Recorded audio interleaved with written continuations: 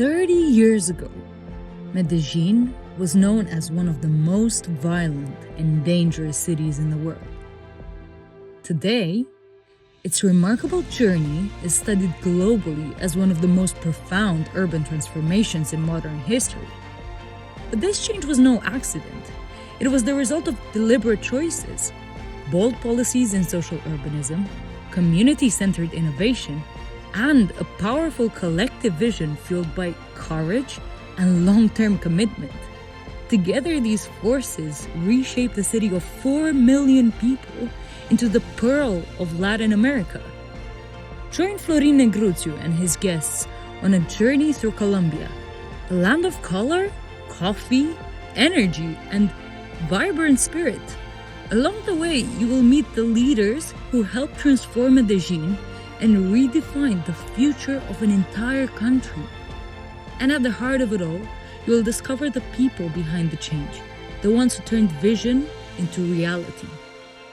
The story of one of the greatest transformations of our time. Buenas tardes and welcome to the Greatest Transformation Conversations. Today we talk about one of the most fascinating social experiments behind the transformation of Medellín. My name is Florin Negruțiu. I'm a journalist from Romania. And my guests today are David Escobar. He's the visionary director of Comfama, an institution that manages hundreds of millions of dollars to expand access to education, culture, well-being, and opportunity for millions of Colombians. Welcome, David. Thank you for the invitation, Florin. Florin, yes. Buenas tardes. Buenas tardes. Andreea Nistor. She's a researcher and expert in global social impact systems who has studied innovative models of funding education and community development around the world. Welcome, Andreea, to our conversation. You guys today are helping me to understand how institutions, collaboration, and long-term vision can turn social investment into real transformation. David, because this program is broadcasted in Europe, in Romania, for the Romanian public, can you tell us what exactly is Comfama and how is it different from the social systems we know in Europe?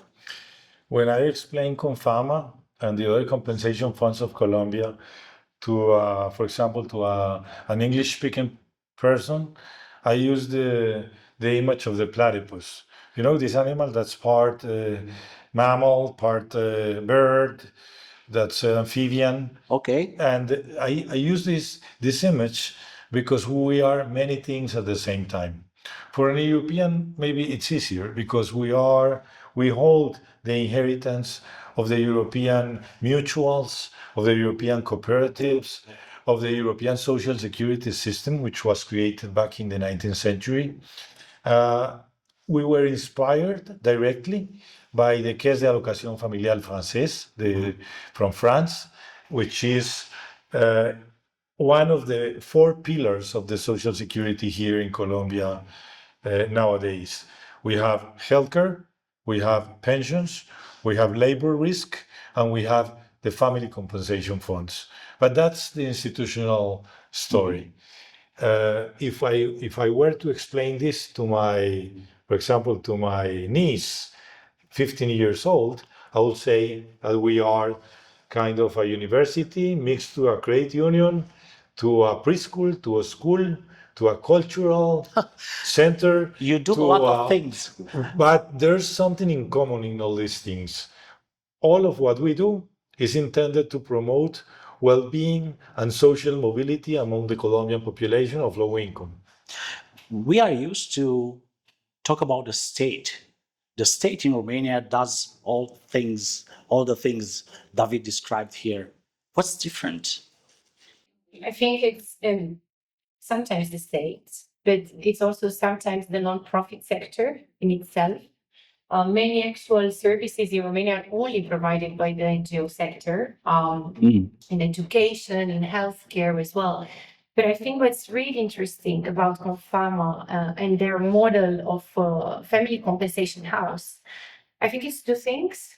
One is the variety of services they provide. So it's really interesting to see how they go 360 around the needs of families and communities, whereas the classical non-profit organization model we have in Romania is more centered around one type of service, right? So you've got NGOs who are doing healthcare services, NGOs who are doing projects for teachers and so on. So that's one thing that's super relevant.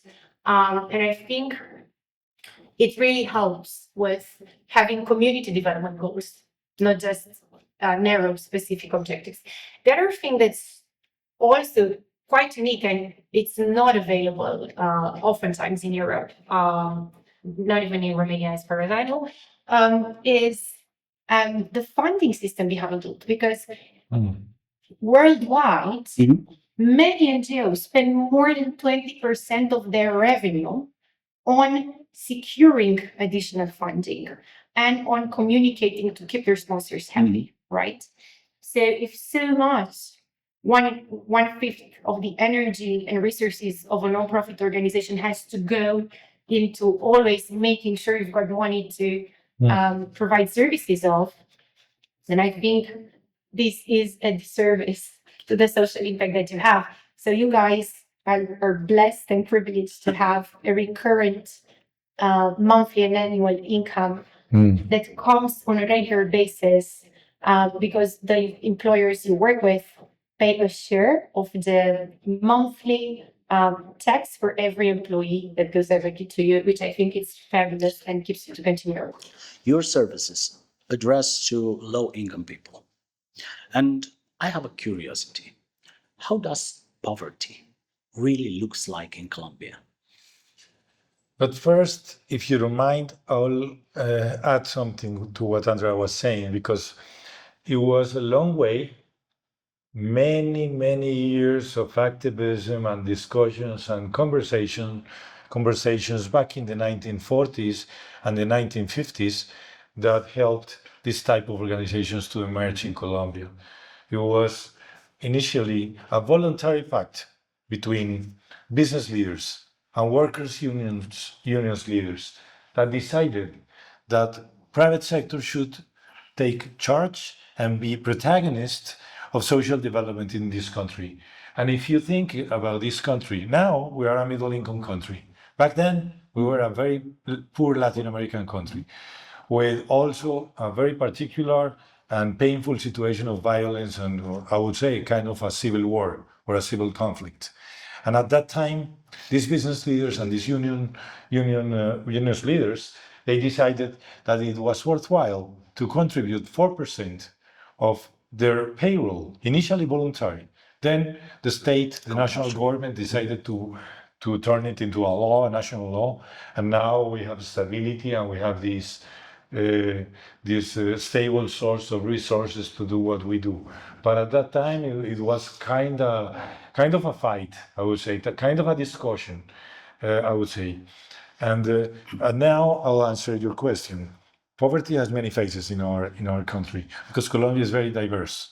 Colombia, as I heard from one of our political leaders years ago, has one foot in the 19th century, the other in the 20th century, and the other in the 21st century. So we have three feet.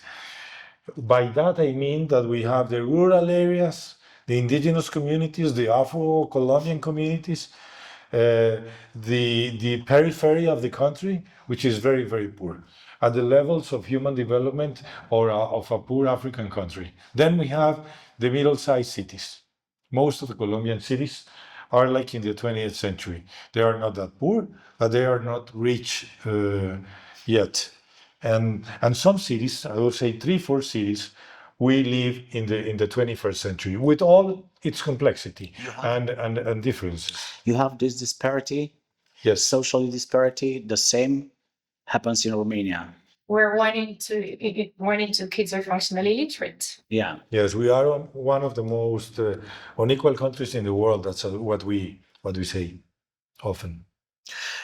You were telling us about the beginnings of Comfama. And usually organizations fail when they lack trust. Mm-hmm. Cities, organizations, parties, families. Mm-hmm. You know, how did you manage to put together the private sector, the administration, the public sector to build trust? Because this is a trust business. This is a trust business. You manage. Development is a huge trust amount of business. trust. Yeah. You know, we study trust frequently. We measure trust among people, among individuals, and among institutions. And I will say that you are right. This is a long story of trust. This has some relation to the to the history of this city. Medellín was, until the verge of the 20th century, it was a small village. Then it began to urbanize very, very rapidly. And that happened because economic development due to mining or gold mining, then to coffee growing plantations, then to commerce and industry, textiles and apparels, brought in a lot of people. At that time, the size of the local state was very small. The local state was not able to manage all these migrants and necessities and demands from the population. So the private sector created foundations, institutions, chambers of commerce, hospitals, theaters, networks of NGOs, initially funded by the private sector, in order to cope with this kind of challenges. So when Comfama came in, as an initiative from the private sector, it was one of many. So if you come to Medellín, you will see that the state now is strong and we have great political leaders. But if you ask about the 2 largest hospitals, they are nonprofits. The 2 most important museums, nonprofits again, founded by business leaders. If you ask about theaters, nonprofits founded by business leaders. Universities, the same. So we have like a large network of institutions, being Comfama One, chambers of commerce, mutuals, insurance companies that are part of the social tissue of the city. And in time, this needs the patience of an artisan. This is not the kind of things that happens overnight, I have to say. So in time, after decades, trust begins to emerge, to manifest.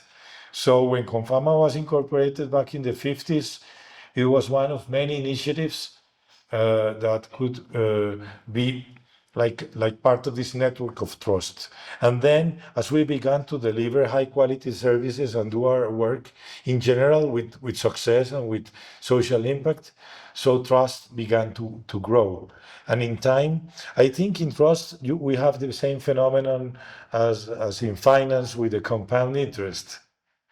You don't, in the first moments, you don't see how trust is building up. But after 20, 30, 40 years, you'll have huge institutions that hold the public trust and reflect the public trust as a whole. Andreea, where are we as a society, the Romanian society, in terms of building trust? Are we still in the adolescence? Are we reaching maturity? What do you think? So trust measured through surveys in Romania in regards to NGOs look low. So people don't necessarily trust a lot the work of nonprofit organizations, or not generally. I think what we're seeing is a lot of nonprofit organizations doing tremendously good work, even in places where the state couldn't mobilize. And in many cases, so much more effectively in terms of costs, and reaching the real beneficiaries that needed services most. However, Romania is currently highly reliant, toxically reliant on the possibility for companies to redirect part of their profit tax to NGOs, which makes this whole non-profit ecosystem vulnerable to political decisions, which is a conversation we kept on having. So every year, at least once a year, there is a major debate at the government level where government stakeholders are forced by the budgetary context of our country to decide again and again if they want to continue facilitating that the companies can redirect part of their profit tax to the work that is so much required and done by the NGOs. This is why I think a system like yours is a lot more stable and I think can drive a lot of growth. Because one more thing that trust needs is long-term view. It is not about building trust instantly. You don't build the trust of tomorrow today.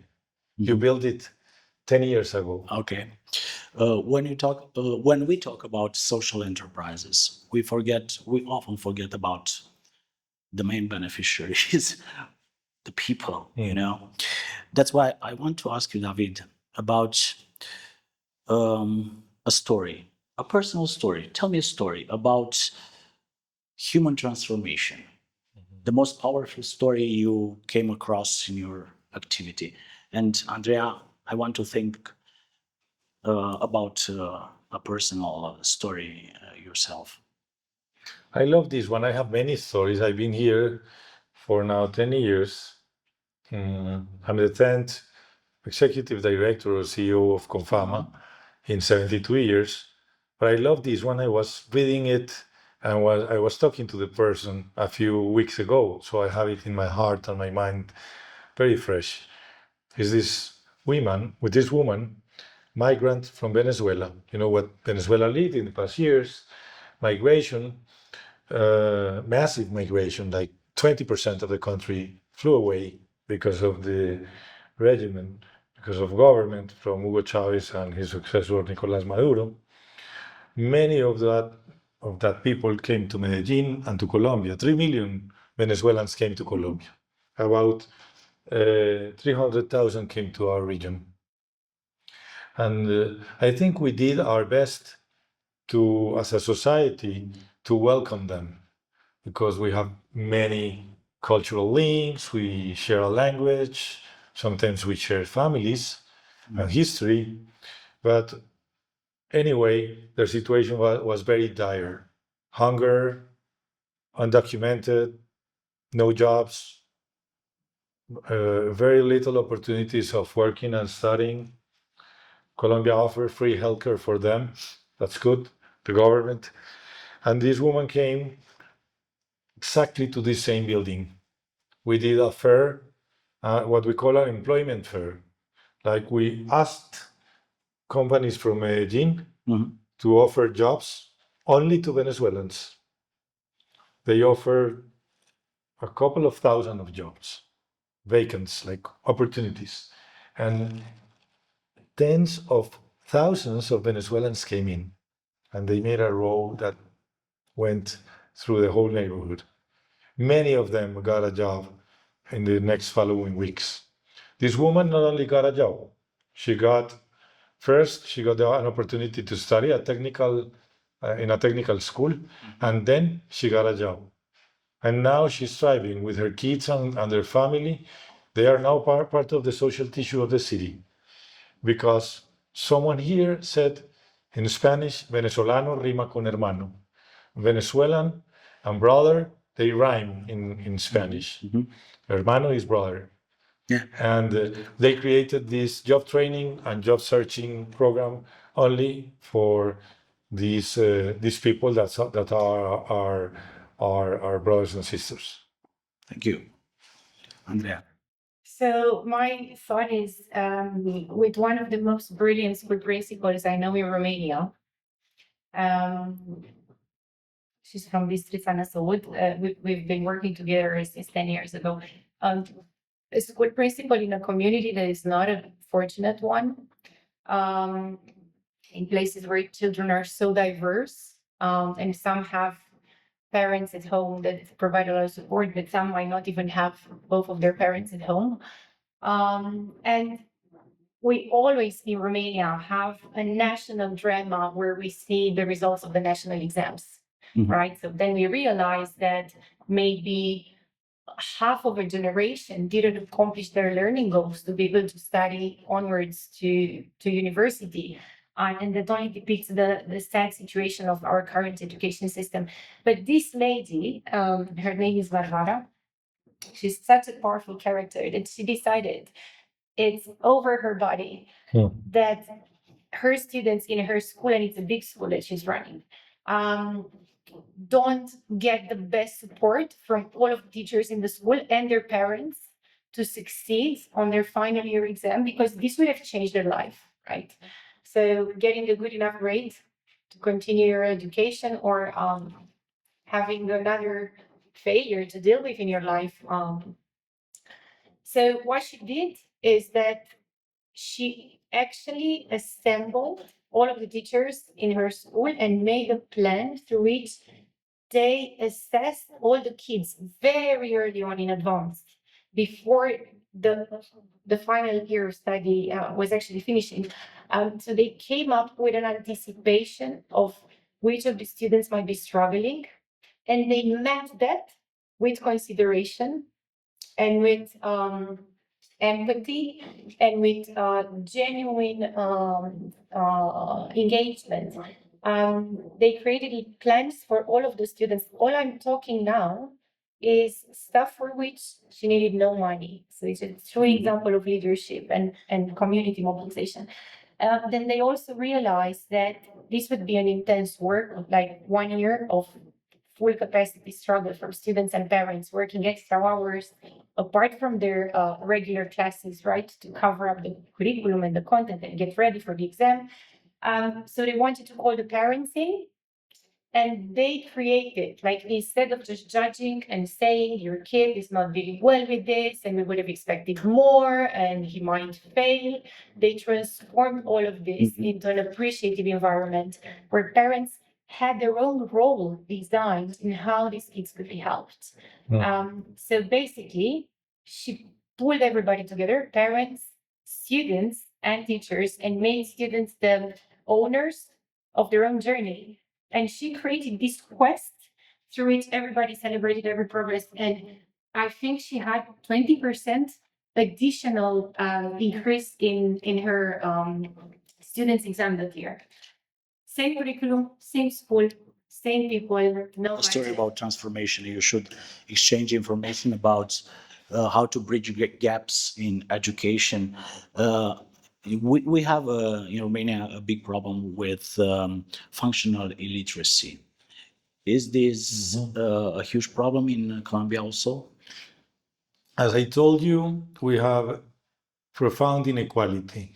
So if you look at the average, we don't have that problem. But when you double click and look into rural areas, small villages, some particular underserved populations, we do. As a matter of fact, we have a literacy program ourselves that has helped in the past 10 years about 4,000 adults in their literacy and high school validation or graduation, as we call it. So yes, in rural areas, in poor neighborhoods, in people between 45, 50 to 70 years, we still have literacy problems, functional and complete illiteracy. We do have problems. We have a great partner on that. There's a Catholic Church University, UCO, Catholic University of the Orient or East. They are great at educating adults. It is a huge problem. I want to ask you something, a personal curiosity, because coming here, I heard the principle, the architectural, the urbanist principle, the best architecture should follow the poorest. Yes. Why is that? Why to spend all the beautiful architecture on the poorest of the people?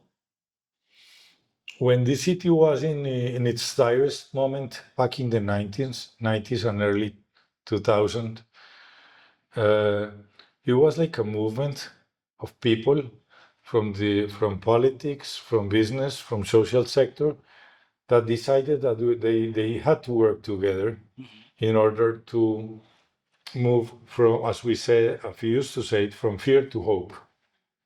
So it was not only about delivering good social services, it was about defeating fear. The fear of being the capital of narco traffic, the capital of Pablo Escobar, the one of the most stymied cities in the world. Because if you say Medellín to someone about age 50, they won't think about great things. They would think about violence and narco traffic. If you ask to someone 25 years old, they will think about music or creativity, even soccer or football, as we call it. But at that time, it was a huge need of rebuilding our regional pride, our sense of community. So there was this group of leaders, urbanists, architects, and politicians that decided that the most beautiful had to be close to the most humble, low-income populations. So they began to give them dignity or what? It was all about dignity. It is not only about beauty. It was about a whole society with a large budget, mainly from public budget, saying, you who live here, formerly defeated, almost defeated by violence, you are important. You deserve dignity. Not only dignity, you deserve the best of what we can offer as a society. So that's where library parks, theaters, museums, urban interventions emerged. It was not only a matter of solving a social problem, a local social problem. It was about creating a new whole sense of how the city could overcome violence. And it worked. Now, you still see in many of our poorest neighborhoods public spaces with the quality of the nicest parks in developed countries, and that's a very profound message. Is there something, a lesson you want to bring back home from what you heard in David's presentation earlier today? So I think for me, the most powerful aspect was what I would call collective impact. Because truly the work that you're doing here is the result of companies taking ownership, government creating structure and allowing for it to happen. 3,000 NGOs, you said, working together under your backbone leadership, joint systems of designing the shared vision, creating measurement indicators, and monitoring that all of the resources that you have been entrusted with are really used to create deep impact, you know? So I think gone are the days where NGOs can still function as silos and just speak on their own topic, like we're here to plant trees. Trees is what we plant. So we're going to take money from whomever is giving us resources and do our planting, and that's our work, you know? So I think what's the beauty of your flourishing model is totally in your capability of bringing all of the stakeholders to the table, despite the political divides, which is a constant challenge in all countries, I guess, all the time. And also supporting the whole ecosystem, right? Because you're not only here for your beneficiaries, but you're kind of acknowledging that unless you keep your company partners happy, your regulatory body happy, and the institutions And you also have the NGO ecosystem that you're truly funding. So you're giving them resources, you're supporting them to develop capacities. I think that's something truly inspiring, which we might be able to bring to Romania one day. People call Medellín a miracle. What was that thing, the most important thing that produced this miracle? People call it half a miracle because we are still a very complex society, large cities in developing countries. They have always great challenges. I would say that Medellín is far from being a paradise. We have to acknowledge we still have violence, poverty, the political divide, as you said.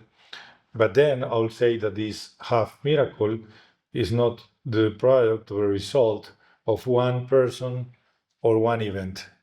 Is the result of decades of work, persistent work, artisanal work of leaders from different sectors, creating institutions, thinking in the long term, being resilient even in the direst days, in the darkest days of narcotraffic, and trying to renew or reinvent or innovate every year. Because challenges in the social sector, in societies, they transform. Every time you solve a problem, a new one appears. So I would say that it's impossible to define one person, one leader, one moment. I would say it is decades of work of many people, of many institutions. And building trust. We still have trust challenges, trust problems. But if you compare Medellín to other cities in the developing world, in Latin America or even in Colombia, you will see that even as I said, in the darkest days, we maintain a conversation among sectors. Politicians talk to business leaders, to social leaders, to educational leaders.